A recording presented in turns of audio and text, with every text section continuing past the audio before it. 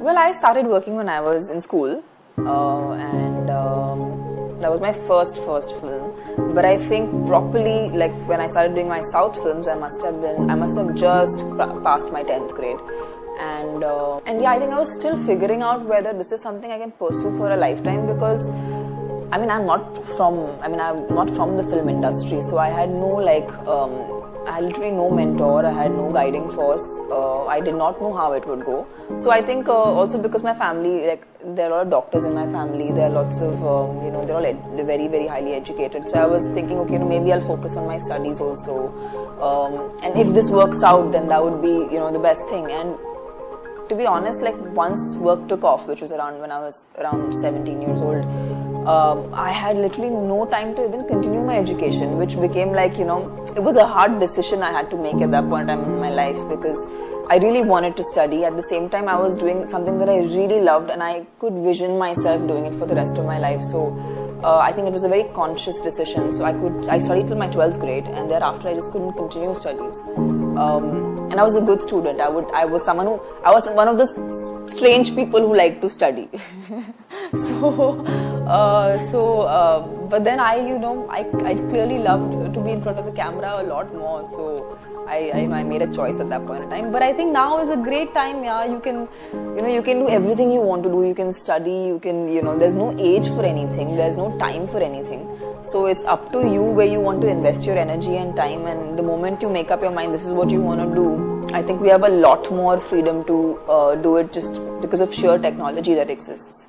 Strangely, when I started working, I think I was a lot more secure. I was a lot more confident. I was a lot more, I didn't really care of what people thought of me. I think that's probably the reason I could survive, although I was so young and I was in an industry where I didn't even speak the language, and I was working with people much older than me at that point in time.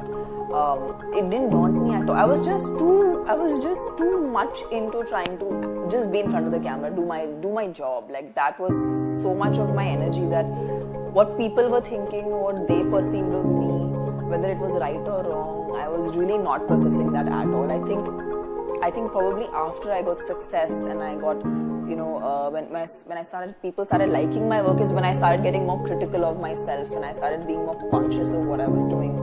Versus when I started off. So actually that phase was much easier. Of course, making choices was difficult because I didn't know who was who. In the South Indian film industry also, I didn't know what was the body of work that the person has done. So for me, that was research, to understand why this film is good. Why is this film liked by people, or this maker liked by people, or these actors liked by people, just to kind of understand that.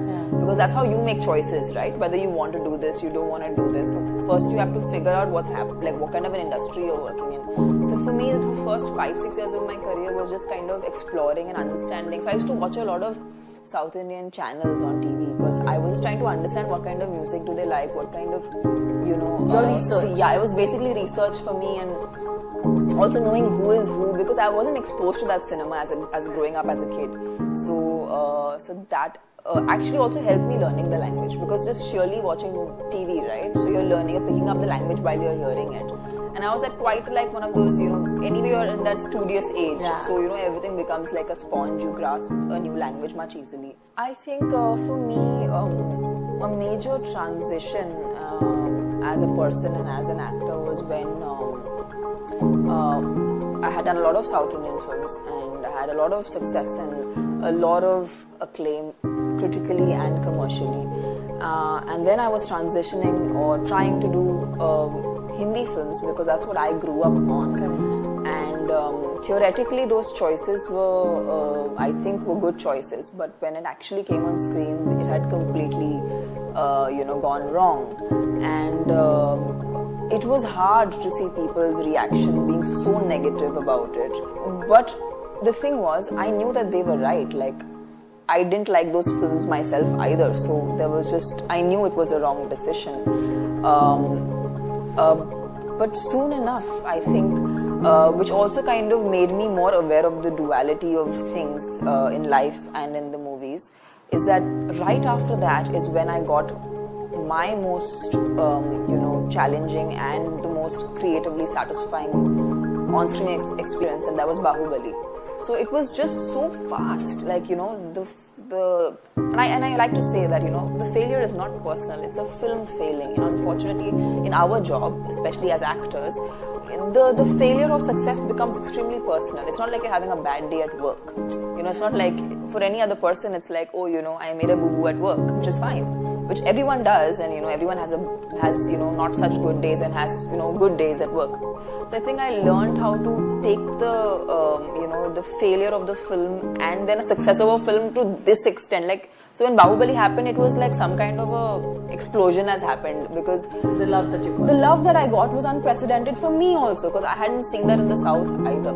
So like people like holding on to you on the roads, and they're like, how did that waterfall happen? Like people were so curious about this world that was created. So I think that phase of my life was just too much was going on, too much. So I had to just like kind of and I think I grew up really fast in that phase, because